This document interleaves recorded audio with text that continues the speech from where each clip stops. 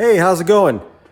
Today I'm going to tell you the difference between a generic scan tool and a quality factory scan tool. I got a few options that I have personally. I'm going to expand my own collection, but from what I have, I can show the difference between a generic scan tool and a quality one. So let's get to it. Most times people have a scanner like this. Basically, if it's handheld, it's junk. The only time these are beneficial is if you know that you have a fault code that you just want to erase. Like, let's say I only carried this at the shop because I would do a fuel clean and I knew it would set a misfire, and I don't want to spend all kinds of time hooking up the factory scan tool just to erase a misfire. So I would keep a handheld one like this. This basically does emissions fault codes. And in today's car, it doesn't even give you the full fault code. It gives you a generic fault code. The next step up would be something like an iCarSoft. This one has been very good with the Mercedes. This is a Mercedes-Benz 2 model. I do recommend these. They're only about $130 to $150, and they make them for all manufacturers. I believe for almost $300 or $400, you can get one that does every one instead of getting the small specific ones. I've had a lot of luck with these. These read all the control modules in the cars, which I'll show you, and very, very good for the money. Here I have a launch. I do like the launch. I got this one at a great deal. It's roughly about $1,800, and this does quite a bit of cars. You can see we got American, goes to European, all the different brands, Asian cars, Chinese cars, full gang. Okay, so when we go to this one, I will actually show you on this Mercedes that I have. It'll show the version, which is very similar to the iCarSoft, but it does so much more. This one does so much more. So this one, you can just read generic codes. This one, you can read codes in all the modules. This one, you can read codes in all the modules and actually perform activations and change some coding. So they step up from generic to not so generic to a little bit more higher quality. So the difference with, or compared from this one to the factory scan tool, let me turn this one back on, is that this is made reverse engineered. So you're gonna have some lackluster options. It may show more information in these settings than you even have in here because they crammed it all in there. So they're not sure what years have a certain sensor. So the data will be empty. And you think, wow, the sensor's not reading. The sensor's not even in the car. That's the difference between factory and this one, is that you're dealing with people who aren't from the factory. They buy these scan tools, disassemble the software and make their own based off of these. So it's generic still. However, they're still functional to a point. I do like this one. It's pretty good at activating some things, and it helps you test. You got to know how to activate certain items in order to test them, like purge valves, canister valves. All right, so then the next step up from something like a launch would be the GM factory scanner. Okay, look how awesome this quality machine is, like an old Game Boy. But this is the factory scanner. I'll show you how this one shows more data than this guy does. But it's pretty comparable to this one, except when you get to higher end. When you get to American stuff, it's crazy how similar these are. These are actually an upgrade from the factory things for the most part. But then once you go to like a European one, I can show the Mercedes ones here. I don't have it logged in yet, but I'll log into it. What I'm going to do is I'm going to do a entry simulator. So anyways, I'll get that running and show you. And the test victim today is going to be a lovely Mercedes. All right, so I'm in the car. I got the Actron hooked up. Basic generic scan tool. Usually AutoZone or O'Reilly sells these kind of things. All right, there's a handful of things in here. The only thing you really can do is hit read code. It'll say working.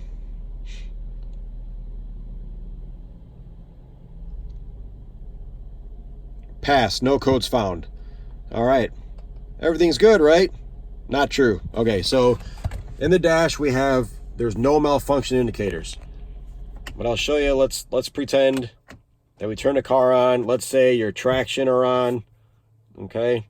Or maybe the ESP, check engine light, well, some other warning. Let's say a warning is on, All right, so now we'll show what happens with another scanner.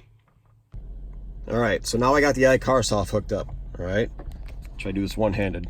So we're gonna go to diagnose, and I do have a video on how to use this. If you got questions about more functions, let me know and I'll make more videos. So we can go to generic obdII, Benz, Smart, or Sprinter. Well, obviously this is a Benz. We'll go to Benz, hit OK. Then we're gonna go to Benz, OK. It shows you the version of software that we're dealing with. Press OK. All right, and now we're gonna pick the car. It is a 212 E-Class. All right, hit OK. It's a sedan, gasoline engine, left hand, and it's a 350 with the new engine. So it should be a 212.057. Oh, actually no, it's a 4MATIC. So E350 4MATIC. Now this is automatic or manual select of the control modules, not transmission. I'm glad they changed that to manual select because it used to say automatic or manual. So we'll just run through the automatic. You can see how long it takes. Now the other scanner, you've seen it took 10 seconds and it came back with no fault found. So now we'll do the automatic scan.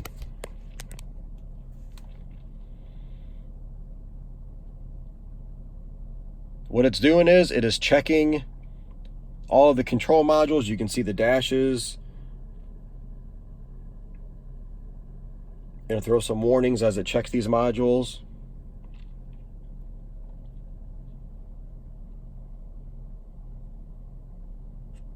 So what this does is it looks to see how many modules are on the CAN data bus, and it's going to collect all the information and allow us to read it.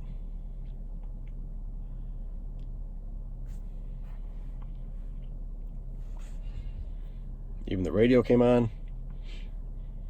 So if you got a trans not shifting right, and you check the codes with the OBD scanner, it might say PO700. However, you need actual fault codes from the actual transmission module. So look, we got the shifter module, the trans module, radar sensors, tire module, or tire pressure module, sorry, the ESP module, power steering. Look at, there's 27 control modules in here. So now, all this scanner did was check the check engine light, only the engine module. Look at all of these other control modules that you have access to, okay? There can be faults in any one of these. So in order to check the fault, you've got to go to an actual, we'll try steering column module, which is right behind the steering wheel. Okay, we'll go okay. Now we got options to read the data from the module. Okay, kind of helpful in the workshop. Read the fault code. No DTC, good. All right, we're back. For some reason, it wasn't reading the steering column module. So anyways, I went into the driver's side door module. I'll show you.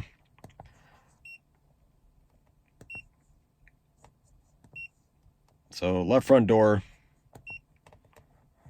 Then we'll go to read fault code. No fault code, good. Then read data stream. We'll go to outside mirrors. All right, and now when I activate the button,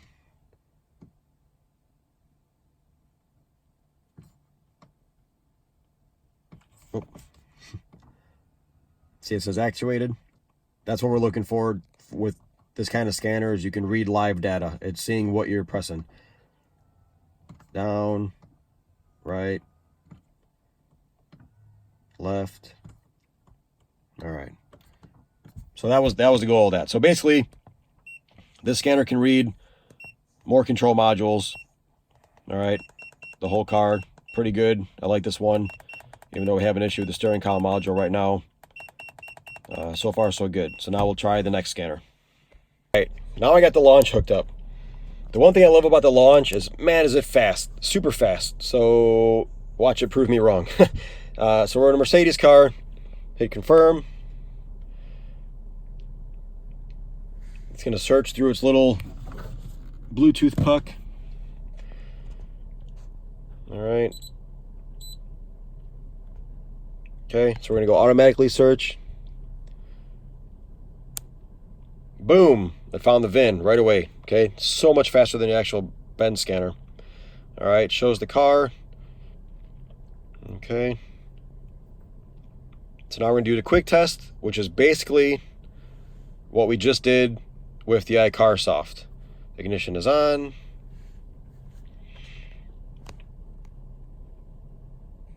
So again, you can see the difference between these guys, the cheap scanner, the not so cheap scanner. Again, so this one just reads engine module. That one reads all modules and just live data. You can't activate anything with it. This one here actually tells you which ones have a fault, where the other one you got to go module by module finding the fault. So look, we got a problem with tire pressure monitor. Rear SAM has a problem. Left xenon light has a problem. Now here's a tip. If you have a fault code in the shop, all we do is we hook up the scanner, we run the quick test, we print out the fault codes, and then we erase them all and go after what the customer complained about only. So if you have a fault code but no complaint, we don't do nothing with it. All modules can throw a fault code. It's very tricky to not be diagnosing something that you have no complaint over, because modules can glitch, they can cause their own issues, set their own fault codes. So what we always do is we go after the customer complaint, read the fault code, print it out, erase them, take it for a road test, the functions, see if we can get the code to set again, then we go from there. Again, the radio was coming on, dash was coming on. All right, this is pretty quick. Look how many modules are in this car. Look at them all. Can you imagine just going to AutoZone, they plug it in, you say everything's fine. All right, so if you came to this video, it's mainly because you're probably asking for help online and you said you couldn't find any fault codes with your scanner you bought off Amazon or eBay, your Bluetooth adapter scanner, all these little things they sell which are useless in today's cars. This is showing the difference between a generic scan tool and a quality scan tool, or higher end. We don't want to say quality because generic doesn't mean cheap. It just means the functionality is basic. So look at all these control modules this car has. All right, so now after about 10 minutes of startup of the Mercedes scanner, it's checking all the available control modules to see what's installed in this car. All right. Look at all these modules. All these modules talk to each other on data buses, the CAN data bus. But again, beating this horse to death. The difference in scanner depends on what you're going to have happen. You know, this one shows all check marks because I'm in the simulator mode, not actually hooked up to this car. But let's say you have a transmission that was shifting bad. You Google the issue and it was a conductor plate. You thought you were right, you went ahead and replaced it. However, the car will still shift and there's no codes with your basic scanner. That's because you have to go into the transmission module and delete the actual fault code from the trans module, or else the code will keep coming back.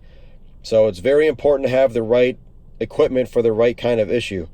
ABS, traction, blind spot assist, rain light sensor, anything like that. You got to have the right scanner. So now look at all these options we got. We did the quick test, which runs through all the modules, clear all the memories of all the modules at one time. We can open the bulletin website we use.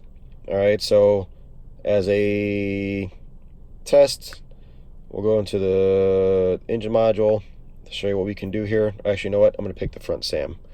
Where's the front SAM? Come on.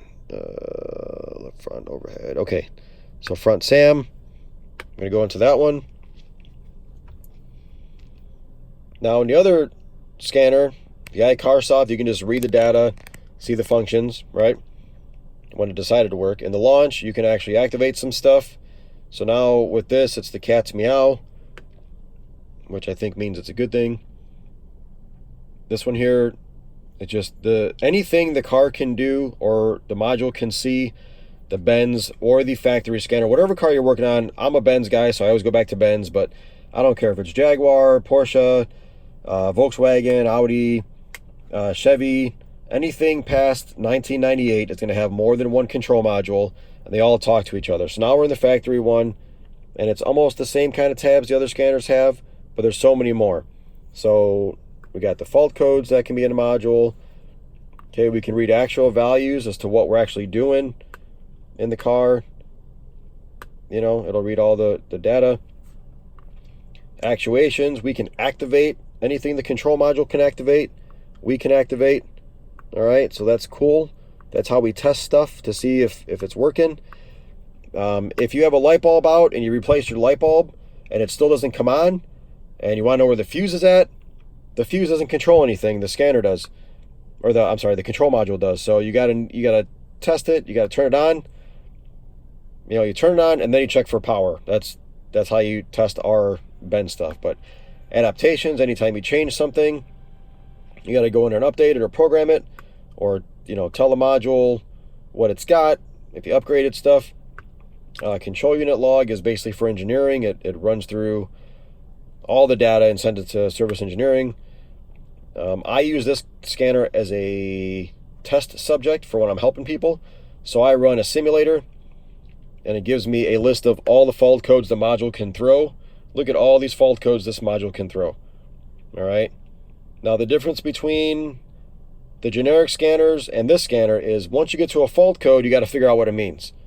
So most times people come to me on the websites, whether it be Just Answer or my own site, Car Tech Connect, and they say, hey, I got this code. How can I test it? Well, there's no one that can tell you that unless they have this scanner. The scanner tells you the test. So here's the fault code. You go into the test, and now it tells you what the issues can be or what you got to do. Okay, actual values, end of test, tells you some ideas that can fix it. All right, and then you can go straight to test if I want to test something myself. Let's say there's a complaint with no fault code, which is extremely rare, but I can check all this stuff with the scanner. So you can tell that between all these guys, from the cheap one to the pretty good one to the little bit better one to the factory one, there's a huge difference. So it's very important, depending on the scenario you're working on, you may have to get access to one of these. And again, I don't care what brand it is, any brand. I have Mercedes stuff with me, and I have the GM TECHII as well, which is pretty good for the factory stuff. So I hope my videos help. If I sent you this video, again, it's because I told you need a better scan tool, and I want to show you why. Maybe you're trying to find your own fault code and the no fault code's popping up. Hopefully this helps you understand why and the different levels of scan tool. And you know, they can range from $50 for a cheap generic one up to this Benz one I paid $800 for on www.mbstartool.com. I recommend people go there. The iCarsoft one is www.icarsoft.com. The launch one is launch.com. But hopefully this helps. I'm trying to make videos that are helpful and help explain why I suggest certain things and proof behind it. So take care. Thank you. Don't forget to subscribe. Like my video. Please shoot me a nice comment if you could. Share my videos. I'm trying to help the average do-it-yourselfer, or if you're a shop that need help, I'm there for you. You can reach me at www.cartechconnect.com. You can also find me on justanswer.com. I am everywhere. You can email me at diagnosesunlimited.com, or I'm sorry, Jesus Christ, diagnosesunlimited@gmail.com, and I'll get back to you. So thanks for viewing. Have a good day.